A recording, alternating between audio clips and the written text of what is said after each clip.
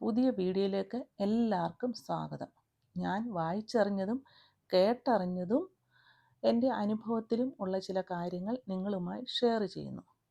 നമുക്ക് ലഭിച്ച നന്മകൾക്ക് നമുക്ക് നന്ദി പറയാൻ സാധിക്കുന്നുണ്ടോ? സുന്ദരമായ പ്രഭാതം, വളരെ മനോഹരമായ വീട്, എല്ലാം കൊണ്ട് സന്തോഷകരമായ ഒരു ഫീല്. എന്നാൽ അതിൽ വസിക്കുന്ന യുവതി അന്ന് രാവിലെ എഴുന്നേറ്റ് കിച്ചണിലേക്ക് പോയത് ഒട്ടും സന്തോഷത്തോടെ അല്ലായിരുന്നു.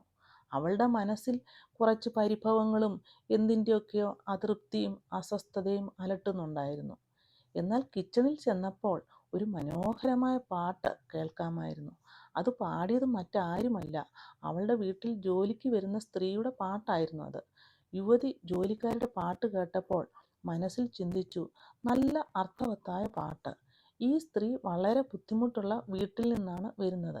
എന്നിട്ടും എങ്ങനെ ഇവർക്ക് ഈ പാട്ടൊക്കെ പാടാൻ സാധിക്കുന്നു? യുവതി സ്ത്രീയോട് ചോദിച്ചു, നിങ്ങൾ ഈ പാട്ടിൻ്റെ അർത്ഥം മനസ്സിലാക്കിയാണോ പാടിയത്? നിങ്ങൾക്ക് ജീവിതത്തിൽ എല്ലാം ലഭിച്ചിട്ടുണ്ടോ? ജോലിക്കാരി സ്ത്രീ പറഞ്ഞു, ഞാൻ പാടിയ വരികൾ എന്നെ ബലപ്പെടുത്തുന്നു.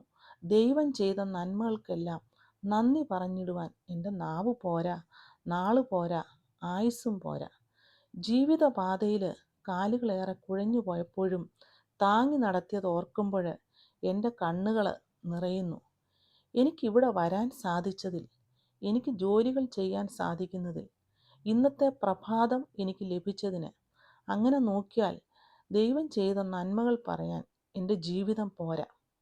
പല പ്രാവശ്യം അനവധി പ്രശ്നങ്ങളാൽ കുഴഞ്ഞു പോയപ്പോൾ എന്നെ താങ്ങി നടത്തിയ വിധങ്ങൾ ഓർക്കുമ്പോൾ നന്ദി കൊണ്ട് എൻ്റെ ഹൃദയം നിറയുന്നു.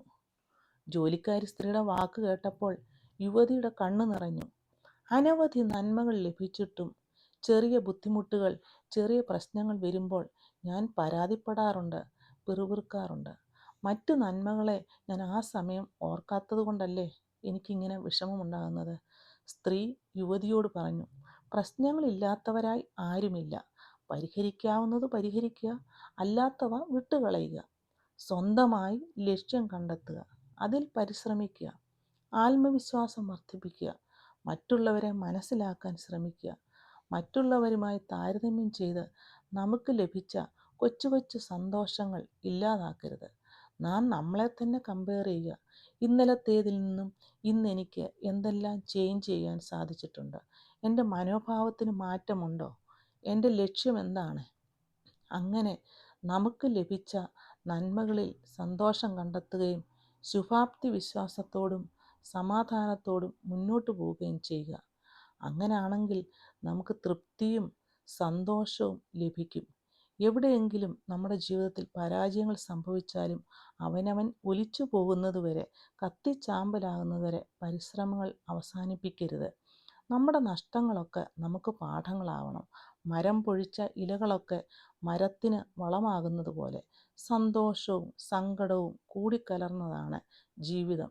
ജീവിതം എരിഞ്ഞടങ്ങാനോ നിരാശയിൽ തലകുനിച്ചിരിക്കാനോ ഉള്ളതല്ല, പ്രതീക്ഷയോടെ മുന്നേറുവാനുള്ളതാണ് നമ്മുടെ ജീവിതം. കുറച്ച് ബുദ്ധിമുട്ട് തോന്നുമെങ്കിലും നമ്മൾ അങ്ങനെ ചെയ്താൽ മാത്രമേ നമുക്ക് സന്തോഷകരമായ ജീവിതം ലഭിക്കുകയുള്ളൂ. സോ കൗണ്ട് അവർ ബ്ലെസ്സിങ്സ്. നമുക്ക് ലഭിച്ച അനുഗ്രഹങ്ങൾ ഓർക്കാം.